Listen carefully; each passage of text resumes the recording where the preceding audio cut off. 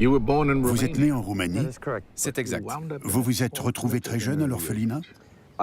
En effet, mes parents m'ont emmené à l'hôpital parce que j'avais la grippe.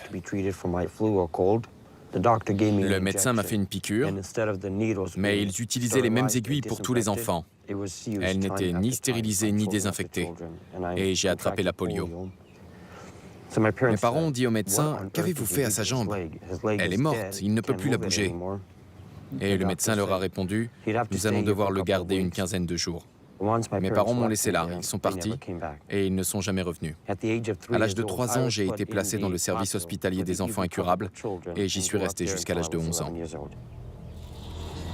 Pendant les 25 ans qu'a duré la dictature de Nicolae Ceausescu en Roumanie, un très grand nombre d'enfants ont connu le même destin qu'Isidore. Ceausescu avait promulgué un décret selon lequel toute femme en âge de procréer devait avoir au moins 5 enfants. Un pourcentage du salaire du couple était prélevé jusqu'à la naissance du 5e enfant. Les familles n'ayant pas les moyens de nourrir 5 enfants n'avaient souvent pas d'autre choix que de les placer dans les orphelinats d'État surpeuplés. Izzy, vous avez passé 8 ans à l'orphelinat.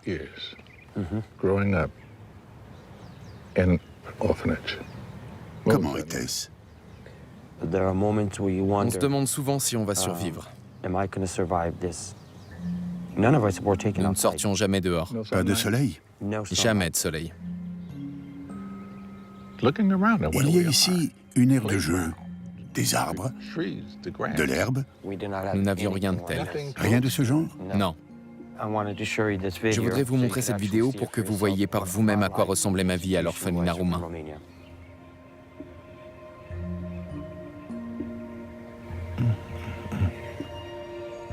Le bâtiment vu de l'extérieur a déjà l'air terrifiant.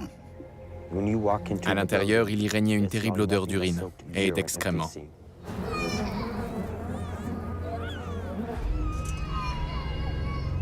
Grand Dieu.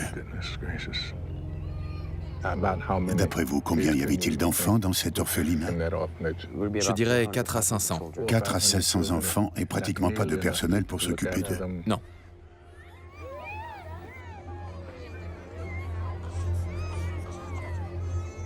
Pourquoi se balance-t-il comme ça? Parce que personne ne les a jamais enlacés et bercés quand ils étaient bébés. Ils trouvaient des moyens de s'élever tout seuls. Se balancer était l'un de ces moyens. Vous avez connu ça? Oui, je me suis balancé comme ça pendant très longtemps. J'ai fini par arrêter. Qui est cet enfant? C'est moi. C'est moi en 1990. J'ai eu plus de chance que d'autres. Il y avait une employée appelée Onesha. J'ai toujours une photo d'elle. Je n'oublierai jamais cette femme. C'était l'une des meilleures personnes de l'orphelinat. Onesha m'a emmené chez elle une nuit et j'ai oublié l'orphelinat. Cette nuit chez elle a été le plus beau cadeau de ma vie. Depuis ce jour-là, elle a pris soin de moi comme si j'étais son fils. D'autres employés ont vu mon potentiel et m'ont aussi emmené chez elle. À partir de ce jour-là, je suis allé chez presque toutes les employées de l'orphelinat. C'est grâce à elle que j'ai appris ce qu'était l'amour. J'ai appris la compassion, la tendresse, l'empathie. Je n'avais jamais connu ça avant. Jamais personne ne m'avait pris dans ses bras. Elles ont fait ça pour d'autres enfants? Non. J'ai eu beaucoup de chance. C'est grâce à l'amour qu'elles m'ont donné que j'ai pu grandir et m'épanouir beaucoup mieux que les autres.